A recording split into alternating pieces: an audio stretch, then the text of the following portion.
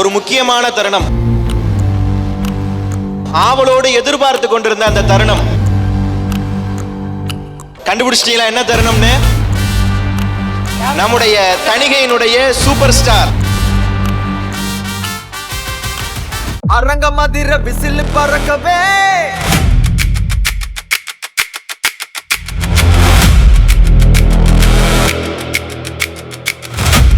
நம்பிக்கையின் சின்னமாக, தைரியத்தின் அடையாளமாக, பலரது இதயங்களில் நீங்காத இடத்தை பிடித்தவர் இவர்.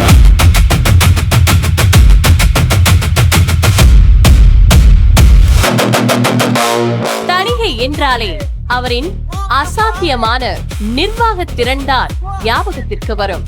தனது ஆளுமை நிறைந்த தலைமை திறனை நிர்வாகத்திற்கு தொடர்ந்து தந்து கொண்டிருப்பவர். இளமை பருவத்தில் கனவுகளை சுமந்து லட்சிய பாதையில் துணிவே துணையாக நின்றவர்.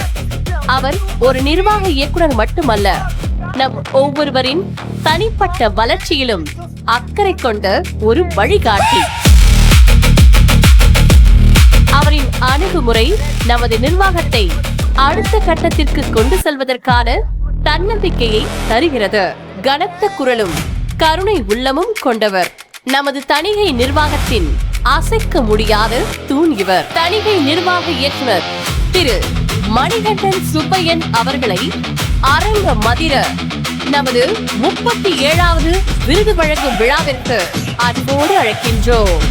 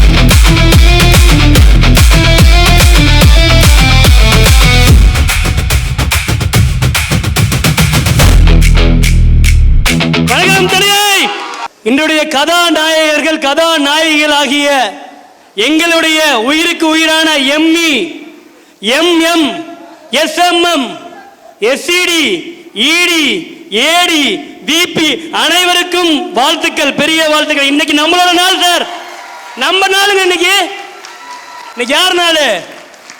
நம்மளோட நாள், சவர் டே. தணிகைக்கு உறுதுணையா இருந்து தூணா இன்னைக்கு நம்மளோட எம்ப்ளாயோட நாள், இன்னைக்கு நம்மளோட நாள். Right sir, okay. எனக்கு என்னன்னா நேரம் போயிட்டே இருக்கு, அதான் பிரச்சனை.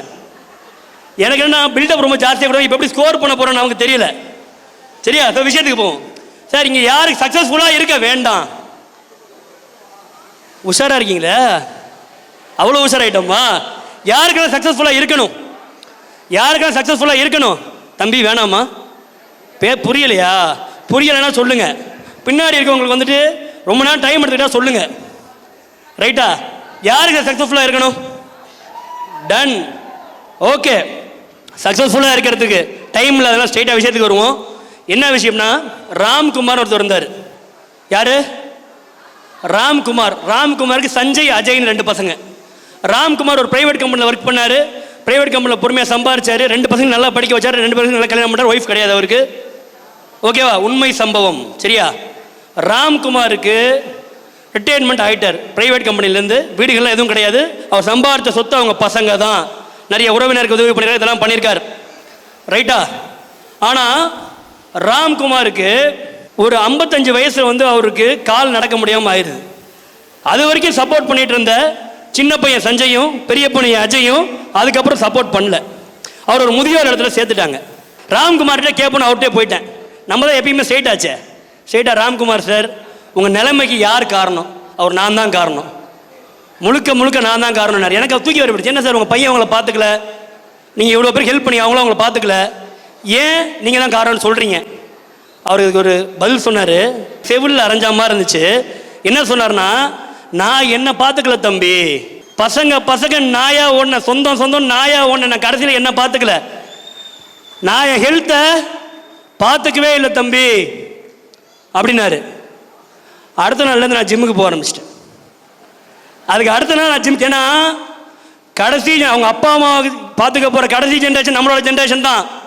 நம்ம மார் தட்டி பெருமையாக சொல்லலாம், நம்ம பசங்க நம்மளை பார்த்துப்பாங்கன்னு நினச்சோம்னா நம்ம யார் சார்? முட்டாள். ரைட்டா இல்லையா? ஸோ முதல் விஷயம், உங்கள் ஹெல்த்தில் கான்சன்ட்ரேட் பண்ணுங்கள். நீங்கள் எதில் ஜெயிக்கணும், நீங்கள் சக்ஸஸ்ஃபுல்லாக இருக்கணும்னா முதலும் மூலதனமான காரியம் உங்கள் ஹெல்த்து தான். எவ்வளோ பிரியமான மனைவியாக இருக்கட்டும், இல்லை எவ்வளோ பிரியமான கணவனாக இருக்கட்டும், இல்லை அக்காவாக இருக்கட்டும், தம்பியாக இருக்கட்டும், உங்களுக்காக அவங்களால நடக்க முடியுமா? உங்களுக்காக ஒரு அரை மணி நேரம் அவங்கள தூங்க முடியுமா? உங்களால் மட்டும்தான் முடியும்.